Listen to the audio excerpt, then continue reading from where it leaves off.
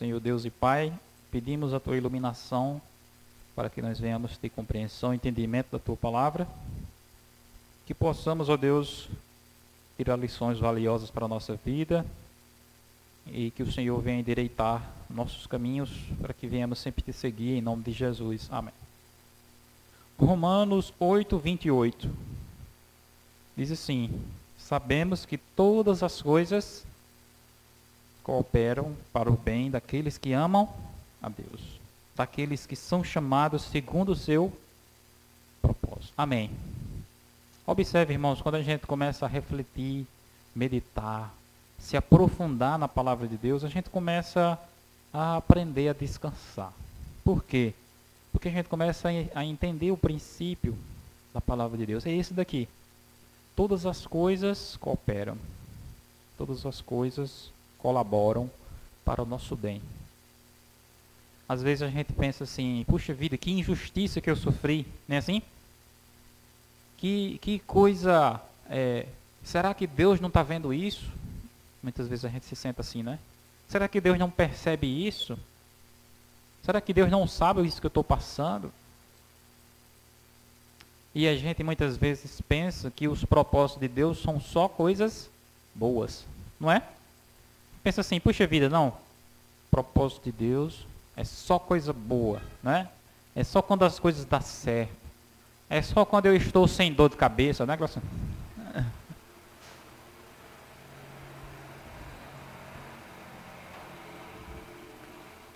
Tive experiências em minha própria caminhada, né, que eu me sentia assim muitas vezes, pensando, né? Puxa vida, meu Deus, por que aconteceu isso? E agora o que é que eu faço diante da minha situação? E de repente tudo que eu fiz foi entregar nas mãos de Deus, e esperar um pouquinho mais, e de repente Deus mostrou que aquilo que Ele enviou era, como diz aqui, né? Era para cooperar. Era aquilo que são coisas que Deus ele não gostaria que a gente vivesse, né? Mas Ele sabe que elas são necessárias por causa da nossa experiência.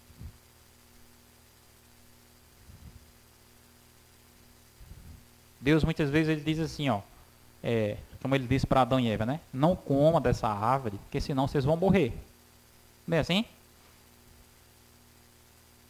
Precisava o ser humano morrer? Não. Mas mesmo o ser humano morrendo, Deus ainda usa da sua misericórdia. E, no entanto, eu e você precisamos entender o que significa o resultado do pecado. Porque o ser humano escolheu o pecado. Automaticamente ele precisa lidar com a natureza do pecado.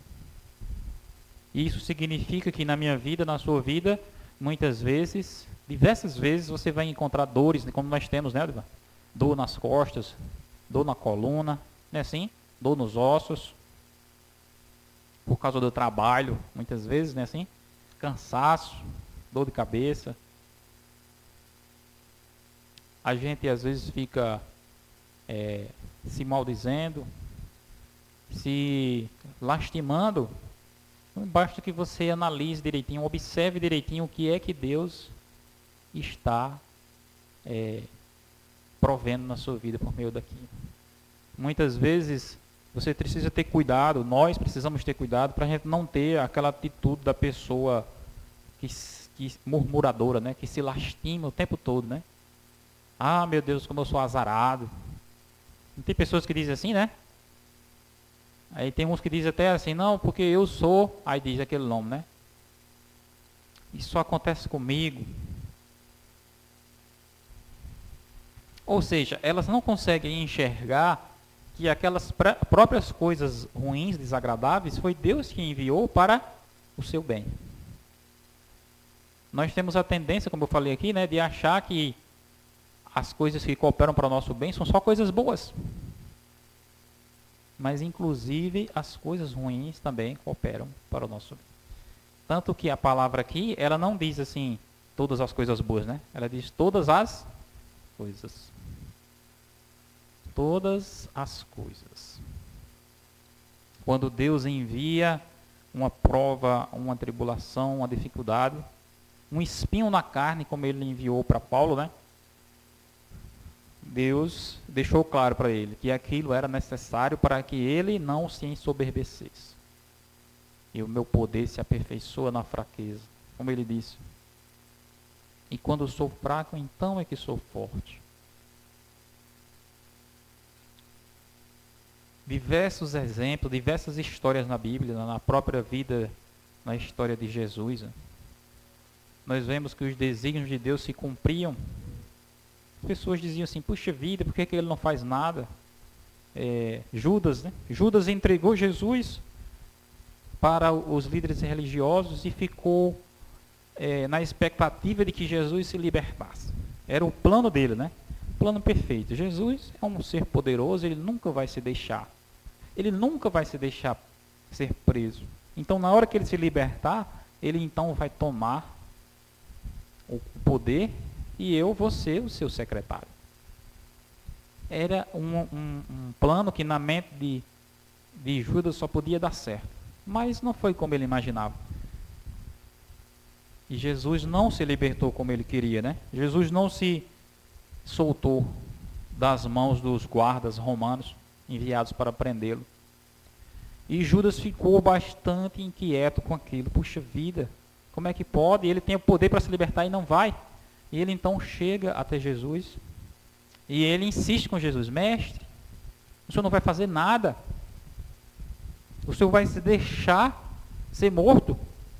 E Jesus então responde para ele: foi exatamente para essa hora que eu vim ao mundo. Observe, na mente daqueles que não têm o descanso de Deus, né? Para eles, as situações ruins são sem saída, é confusão, é desespero, né? Mas Jesus estava totalmente centrado e ciente. Foi exatamente para essa hora que eu vim. Nada aqui está fora do controle. Tudo aqui está conforme a vontade do Pai. E o ser humano não entendia aquilo, não compreendia, né? Judas não entendia. Diz que a palavra de Deus diz que ele correu e foi enforcar-se. Não é assim? Foi se enforcar porque ele não aguentava aquilo. Como eu já falei para vocês aqui, eu assisti aquele filme Ben-Hur. Eu gostei muito de uma parte do filme de Ben-Hur em que ele é condenado a uma prisão no navio de escravos, né? E a vida dele ali passa a viver no porão do navio, empurrando o leme ali, né? E passou 2 anos naquele sofrimento ali, né? Os outros escravos eram tudo reclamando, né? Puxa vida, que um dia a gente sai dessa. É injustiça. Muitos deles eram criminosos, estavam pagando com justiça, né? Mas não aceitavam. Entendeu? Não aceitavam aquilo que a vida tinha reservado para eles. E Ben-Hur, ele tinha sido jogado ali injustamente, por inveja, né? Um parente dele lá na cidade percebeu que ele ia assumir uma posição mais importante do que a dele, armou uma situação para que ele fosse condenado por traição. E ele passou 2 anos dentro desse navio, trabalhando como escravo. Aos olhos humanos, a vida dele não tinha mais nenhuma perspectiva, né? E de repente tem um diálogo de Ben-Hur com o comandante do navio, né?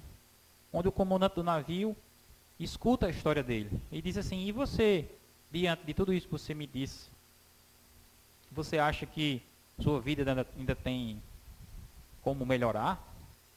Ou você não acha que já está condenado aqui? Ele disse assim, na resposta dele, ele disse: eu não imagino que Deus iria me enviar para cá para passar 2 anos desse sofrimento aqui em vão. Ele tem um propósito nessas coisas. Ele tem um propósito para mim.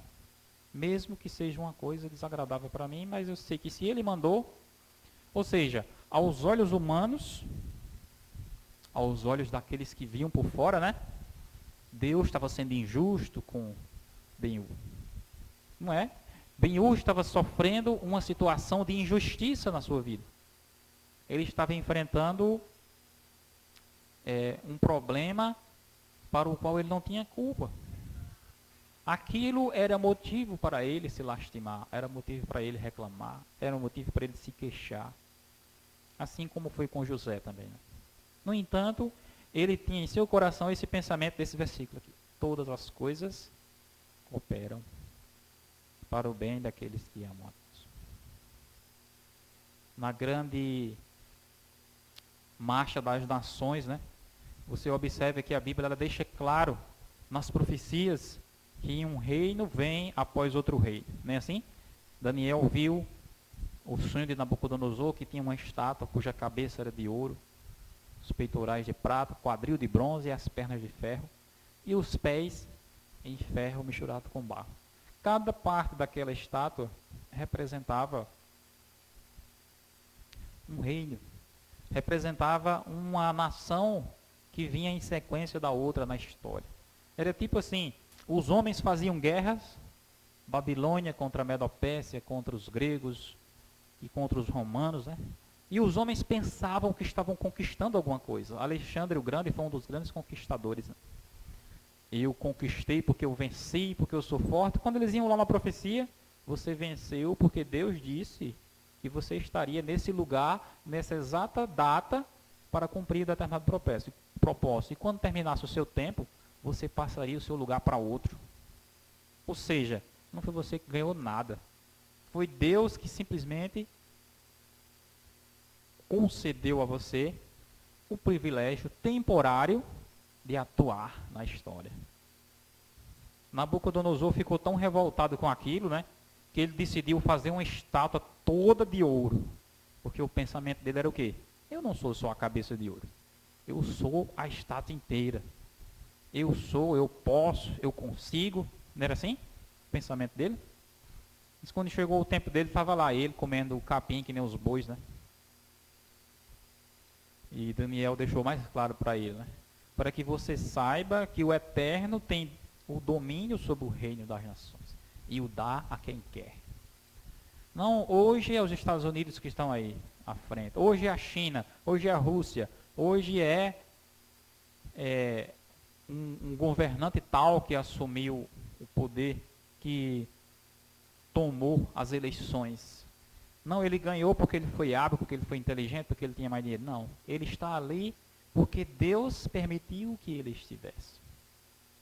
Eu quero ler duas passagens, irmãos, com você aqui. Uma em Mateus. Acho que é Lucas. Vamos ver Lucas, que Lucas ele dá mais detalhezinhos.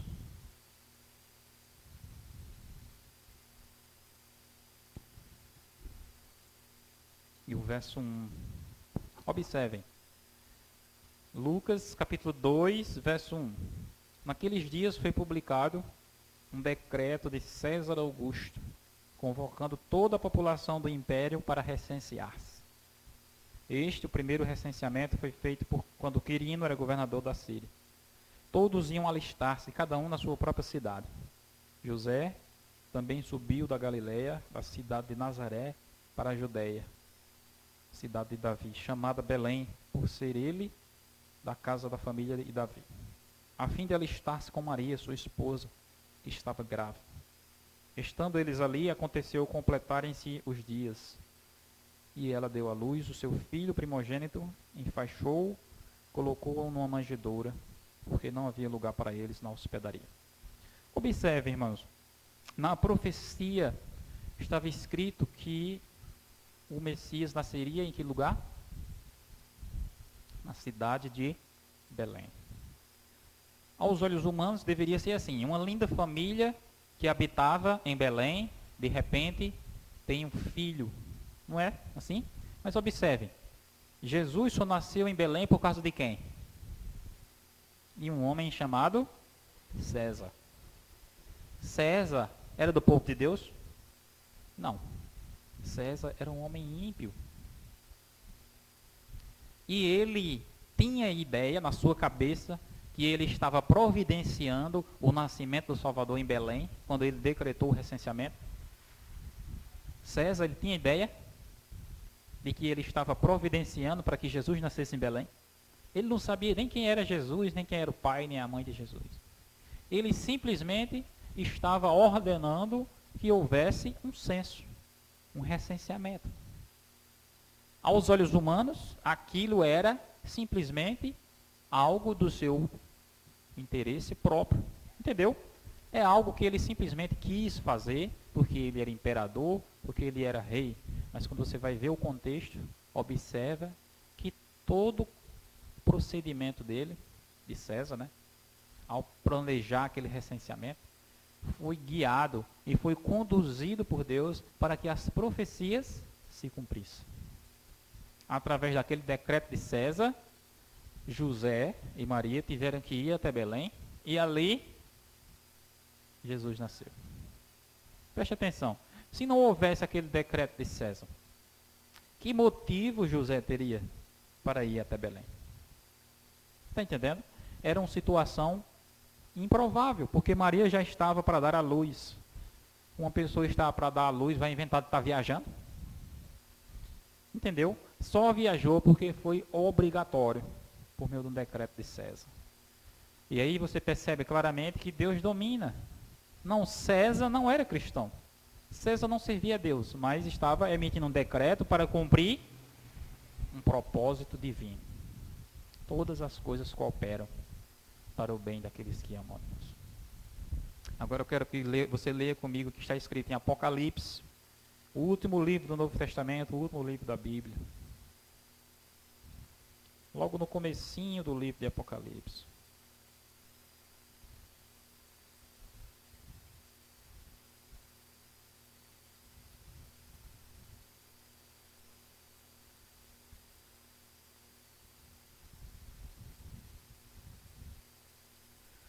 Apocalipse capítulo 1, verso 9. Vocês encontraram? Apocalipse 1, verso 9. Diz assim: Eu, João, irmão vosso, companheiro na tribulação, no reino, na perseverança, em Jesus, achei-me na ilha de Patmos, na ilha chamada Patmos, por causa da palavra de Deus e do testemunho de Jesus. Só aí. Só isso. Eu quero que você responda comigo. Por que é que João estava na ilha de Patmos? Qual foi o motivo que ele deu? Por causa de quê mesmo? Diga para mim, por favor, saber se você leu. Ele se achou na ilha de Patmos por causa da palavra de Deus e do testemunho de Jesus. Isso era o que ele tinha de si para si mesmo. Mas quem observasse a cena jamais ia imaginar isso. Porque João foi preso injustamente, tratado com tirania e exilado para uma ilha, o que só se fazia com malfeitores. Entenda bem o que eu estou dizendo para vocês aqui, irmãos. Se João pensasse como eu penso, como qualquer um de nós pensamos, as palavras dele seriam assim: eu fui tratado injustamente, me colocaram no lugar onde eu não mereço, estou sendo tratado como bandido sem ser bandido, e isso eles vão pagar um dia. Não é assim que o ser humano acha? Não é? Mas veja como é que João responde aqui. Eu me achei na ilha de Patmos por causa de quê? Da palavra de Deus e do testemunho de Jesus. Vocês observam que os apóstolos apanhavam, né? Paulo apanhava, Pedro apanhava, eram jogados na prisão, né? O que é que acontece quando você apanha? Hoje em dia, graças a Deus, nós não corremos nunca passamos por isso de alguém bater na gente. Mas de certa maneira a gente apanha de forma indireta, né? Com injustiças que acontecem com a gente na própria igreja, né? Ou um pastor, ou um irmão, ou um parente, não é assim? Eles têm a tendência de nos ferir, nos machucar. Como é que a gente reage? Essa pessoa não presta, isso aí é do cão, esse daí não vai para o céu. Ou a gente reage como João: eu estou passando isso por causa da palavra de Deus e do testemunho de Jesus. Entendeu? E conserve a sua paz, conserve a sua paciência. A palavra de Deus deixa claro: todas as coisas cooperam para o bem daqueles que amam a Deus. Em toda a Bíblia você vai encontrar esse princípio. Entendeu? do começo ao fim. Quanto mais o inimigo faz, até a letra daquele hino, né? Me chamou muita atenção essa parte da letra, porque é exatamente esse princípio da Bíblia. Ele diz assim: tudo o que acontece a mim fará com que o meu Senhor seja conhecido. Mais vale sua vida em mim do que a minha dor. Aquele hino, não desanimamos, né? Do discípulos, trio discípulos. Tudo o que acontece a mim fará com que o meu Senhor seja conhecido. Não, o que aconteceu comigo foi uma injustiça, o que aconteceu comigo foi uma covardia, o que aconteceu comigo, acabaram comigo, aí você pega a pessoa que ele fez mal, né? E torna ela o seu carrasco. Você acabou com a minha vida, você destruiu com tudo, se não fosse você, hoje eu era feliz. Pessoas assim, o rapaz da casa lá, né? Disse que pegou a vizinha, né, no meio da rua, aí disse exatamente isso com a vizinha, né? Ele perdeu a casa porque não pagou a casa, a Caixa Econômica tomou a casa dele, né? Aí na hora que eu cheguei lá, entrei na casa, perguntei à vizinha, né? Essa casa tem gente morando? A vizinha disse não. Para que ela foi dizer isso? Simplesmente disse a verdade, não foi? Mas aí o cidadão, cheio de razão, né? Chegou para a mulher e começou a dizer: como é que você faz uma coisa dessa comigo? Você estudou comigo? Você se criou comigo, a minha amiga de infância? Aí, mas o que foi que aconteceu? Eu disse: você foi dizer ao rapaz que não tinha ninguém na casa. E você queria que eu dissesse o quê? Que tinha gente na casa sem ter ninguém? Você queria que eu mentisse para ele? Mas não, porque você acabou com a minha vida. Você agora fez com que ele tomasse tudo que eu tinha. Observe a mentalidade. A gente fica pensando assim: puxa vida, é só esse ser humano que pensa assim? Muitas pessoas pensam assim no mundo. Pessoas dentro da igreja mesmo pensam assim. O problema todo delas é o pastor. O problema delas é o irmão que fez aquilo. O problema delas é a cicrane que fez aquilo. As pessoas não compreendem que tudo o que acontece é propósito de Deus. Deus, ele tem a sua mão em tudo que ocorre.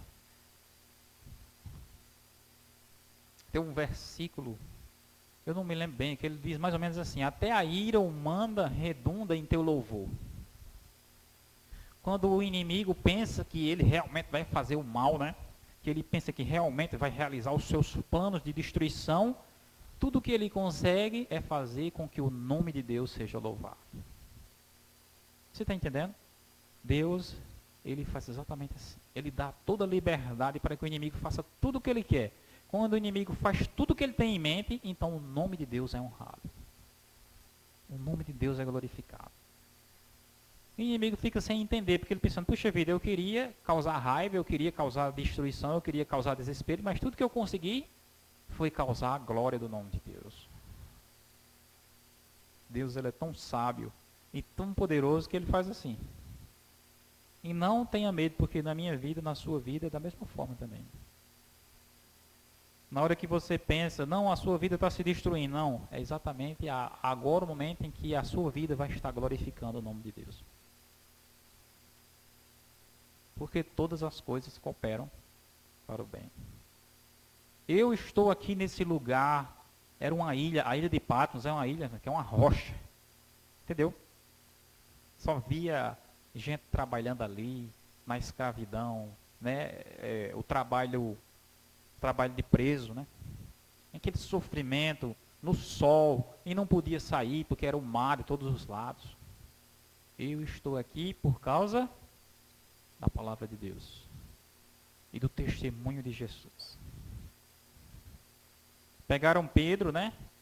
E Tiago, Herodes, Pedro e Tiago, e mandou degolar Tiago na hora, né?